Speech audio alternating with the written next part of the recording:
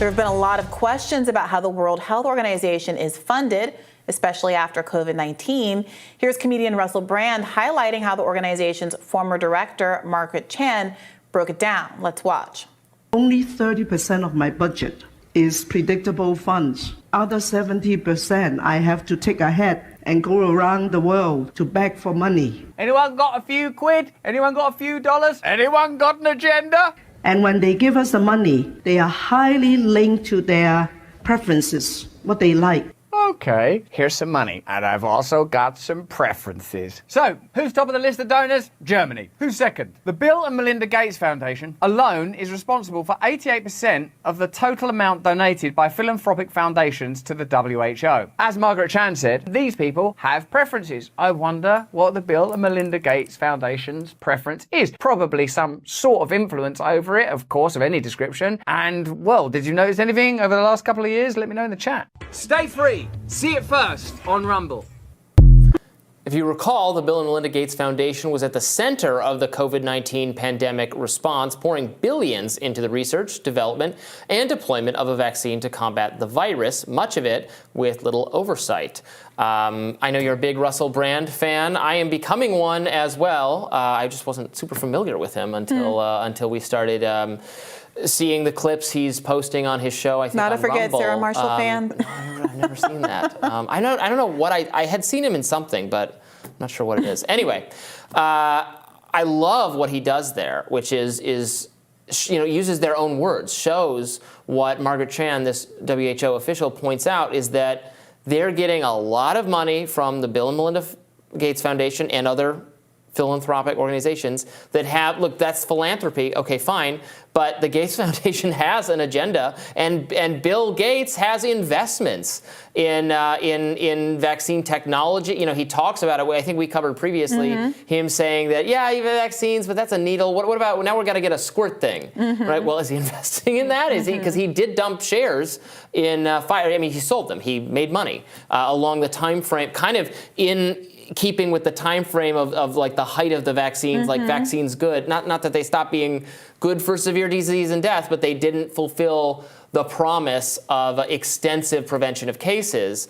So the WHO has come under a lot of criticism throughout the pandemic for all sorts of reasons. It was initially very dismissive of it was accused of having a pro-Chinese government, kind of placating them, not wanting to condemn anything going on there. That did get fixed over time, where they have put out statements critical of the Chinese government's lack of transparency with respect to these things.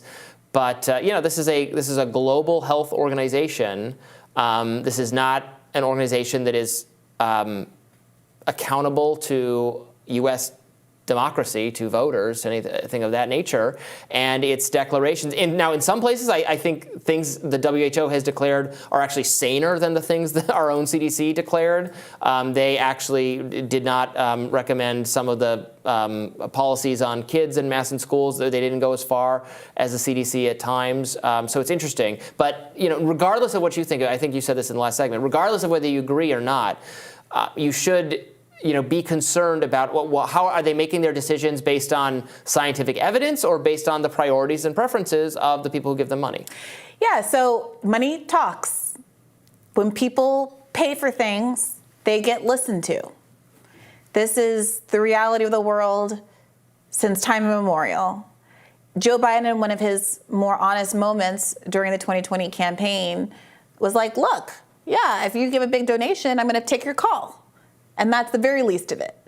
So following the money, as Russel Brand does in this clip, is interesting. Now, you did mention, the World Health Organization was perceived to be pro-China at one point. I just Googled it while you were talking.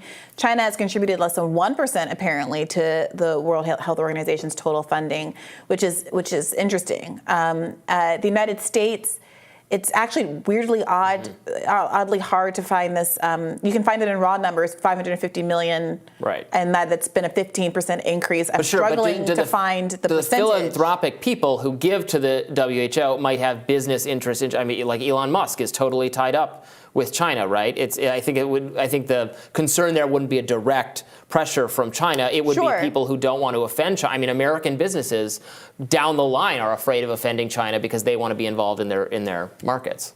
Sure. I'm just trying to point out that, to the extent that there is this relationship that's being drawn, or skepticism of China and its contributions that seems much lower than the U.S.'s contributions. It's also worth noting, the Gates Foundation comprises 88% of the philanthropic donations to the World Health Organization, but that is not 88% overall. That's the percent of what they collect that's not from the countries directly, but just philanthropic.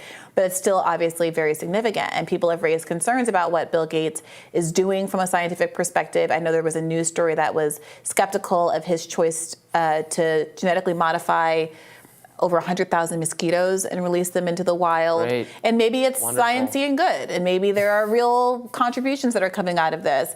But also maybe people are being allowed to do things with insufficient oversight. And as we rebound and try to rebuild from the COVID pandemic and the lives that were lost that will never rebound, will never come back, there is some question about whether or not people who are so wealthy are able to act with even less oversight with what we now know happened at government-run facilities like the Wuhan Institute. I think this is a really crucial question about the incompatibility of billionaires and democracy. And again, many of us who believe in a modern monetary theory view of economics don't see the need to tax the rich to earn revenue to spend. The spending power is independent of that revenue power. America can print its own money. There's ways to manage inflation. It's not a necessary consequence of printing money. We don't have to get into all of that right now. But even aside from the revenue issue is the question of whether or not there should be limits on extreme wealth, multiple billions of dollars. I did a radar probably a year ago now, where it visually represented what $1,000 million billion look like based on grains of rice. And there were so many comments to that radar that said, oh my gosh, I really had a hard time conceptualizing what a billion really was.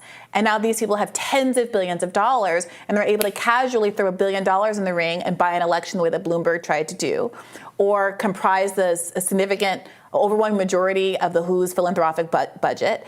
And because they have that much money, they have that much power. And I think people are really going to have to wrestle with whether or not we should have a tax policy that is looking toward what it means to have these anti-democratic influences from individual billionaires. Right. I mean, this comes down to our fundamental disagreement, because I don't care to make them have less money. I want to limit their political power. So how do you do that? Well, you limit the extent of what the government organizations or quasi-government organizations can actually accomplish.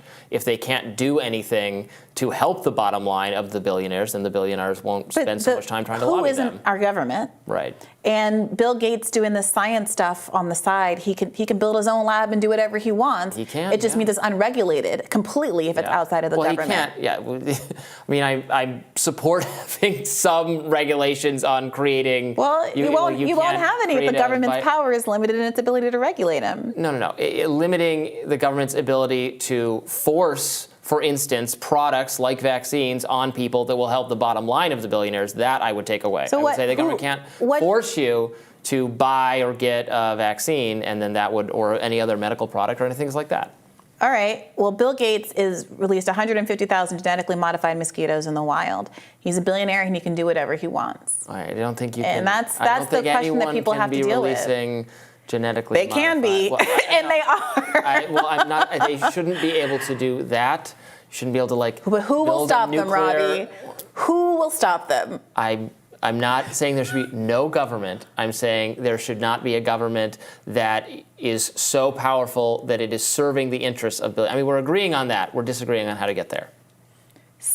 Somebody's laissez-faire economics, laissez-faire wealth building, deregulation, doesn't get rid of billionaires. It empowers billionaires. It's going to make them richer, and there will be no one left to control them. Regulation doesn't get rid of billionaires either. The people most powerful and most wealthy capture the government institution and then But make we it so agree, that other Robby, people that government can't. capture is an issue. Right. I'm wrestling with this. Yeah. There are checks and balances and efforts to reestablish democracy. That's what we should be working to. But it's quite obvious from these examples that simply saying shrinking government and let the billionaires do what they will is not the solution either. And something people are going to have to reckon with whether or not there's any way to control billionaires other than to tax them out of being billionaires, or at least significantly limit their wealth such that they can't casually throw $1.5 billion at their pet project, whether that's electing Soros-backed DAs,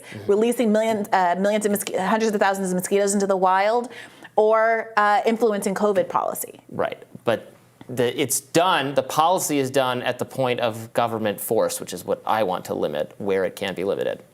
All right. We got to track down these mosquitoes. I don't know if they're nefarious or not. Got to find out. Tomorrow on Rising, journalist Li Feng will join us to discuss exclusive details on how Obama's business deals are actually designed to minimize his tax liabilities. Be sure Very to interesting. Li Feng is one of the most follow the money reporters there are, and he has a lot of good stories as a consequence of that. Be sure to like, share, and subscribe so you never miss any content. And for those of you who prefer to listen on the go, we are now available anywhere you listen to podcasts. See you later. See you tomorrow.